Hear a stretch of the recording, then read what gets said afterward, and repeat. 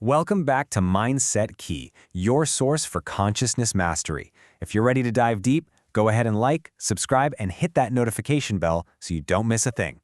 Now, have you ever really stopped to think about your thoughts? I mean, not just what you're thinking, but what your thoughts are actually doing? Today, we are exploring a pretty radical idea, that your thoughts aren't just these passive things floating around in your head, they are the literal blueprint that builds your entire life. So let's just jump right in with a big question. What if that constant stream of consciousness in your mind, that inner monologue, wasn't just background noise? What if it was the active, creative force that is shaping every single part of your experience? We're talking everything, from your health and your finances to your relationships. Now, believe it or not, this is not some new age concept. Way back in 1905, thinkers like Annie Besant and C.W. Leadbeater made this pretty wild claim. They suggested that thoughts aren't just invisible sparks in the brain. No, they believed each thought creates actual, tangible vibrations in what they called our mental body, which is basically an energy field all around us. A century ago, you can imagine, this sounded like pure mysticism. But what if they were really onto something? What if they were intuiting a fundamental truth about how our minds actually interact with reality long before we had the tools to prove it? In this explainer, we're going to explore how modern science is now giving us this fascinating new lens on that century-old wisdom, and you'll see some surprising parallels between their mystical ideas and the nuts and bolts of our own brains. So first, let's rewind. Let's go back to the source. Throughout the 20th century, there was this group of really influential thinkers, we can call them the master teachers, who laid the groundwork for this entire field, and each one of them added a really unique piece to the puzzle. And you see, this wasn't just a single event. It was this slow, steady buildup of an idea over decades. It kicked off with Besant and Leadbeater's thought forms. Then it evolved with Florence Scovel Shinn, who framed life as a game you could actually win. Then it was famously broadcast to the masses by Earl Nightingale in The Strangest Secret, and it was explored even deeper by Joseph Murphy's work on the subconscious.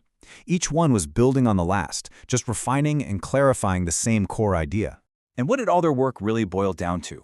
Well, it was one powerful and kind of deceptively simple truth, which Earl Nightingale put perfectly.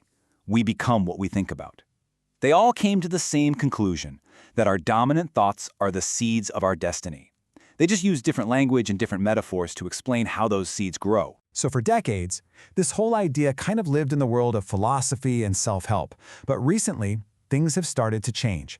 Neuroscience and psychology have begun to provide some hard evidence that gives us a whole new and, frankly, more powerful way to look at all of this. And okay, this is where things get really interesting. On the left, you've got Besant's kind of abstract idea of thought forms. On the right, you have the concrete science of neuroplasticity. Modern neuroscience shows us that when you repeatedly focus on a thought, you strengthen the neural pathways associated with it. You are literally, physically, rewiring your brain's hardware to make that thought easier and more automatic to think. If this is resonating with you, do me a favor and smash that like button to help other people find this content. Let's look at another one. Joseph Murphy talked about the subconscious mind as this faithful servant that just carries out your orders, no questions asked. Well, guess what? This lines up perfectly with what we now know about a part of the brain called the reticular activating system, or the RAS. Your RAS is basically your brain's bouncer. It's a filter.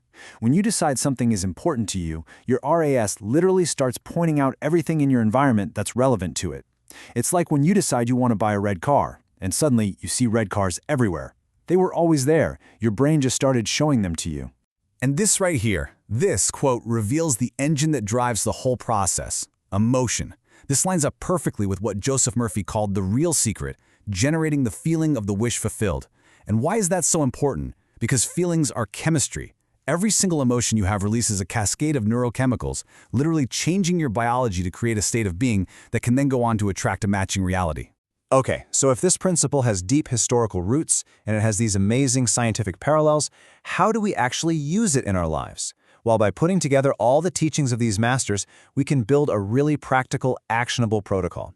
And if you're enjoying this so far, make sure you're subscribed with notifications on. We're building a whole community of conscious creators here. Okay, here it is, the blueprint for creation. So, step 1, clarify. You've got to be crystal clear and write it down. Step 2, emotionalize. This is the big one. You have to generate the feeling of having it right now. Step 3, visualize. See it, feel it, experience it in your mind's eye. Step 4, declare it. Give your intention a voice. Speak it out loud with conviction. Step 5. Act on it. Take one small, immediate step that says, I believe this is happening. And finally, maybe the hardest part, Step 6. Release. You have to let go of the how and the when. Just trust the process you've kicked into gear. But here is the most critical part of all. You have to repeat it. Repetition is everything. Each time you run through this 6-step cycle, you are actively practicing neuroplasticity. You're weakening the old neural pathways of doubt and lack, and you're paving these new pathways of your desired reality until it becomes your brain's new normal, its default setting. Now, before we get into the final section, if you want more science-backed content just like this, hit that subscribe button. But mastering this internal technology, it isn't just about achieving personal goals like getting a new car or a promotion. The implications, if we really zoom out, are so much bigger than that. Just consider the sheer power we are dealing with here. Your conscious mind, the one you're using to listen to me right now, it processes about 40 bits of information per second, okay? Your subconscious mind, the massive operating system running your body, your habits, your whole life, it processes an estimated 11 million bits per second. The untapped potential that you're learning how to direct is almost impossible to comprehend. And this is exactly why learning to consciously direct this immense power is about so much more than just personal gain. It's really about personal evolution. And as more and more of us wake up to our true creative potential, it contributes to the conscious evolution of humanity as a whole. So let's just end on this thought. What if you aren't a person who has consciousness? What if instead you are consciousness itself?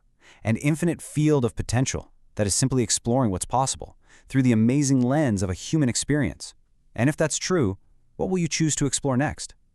Thanks for watching. Don't forget to like, subscribe, and check the description for more resources.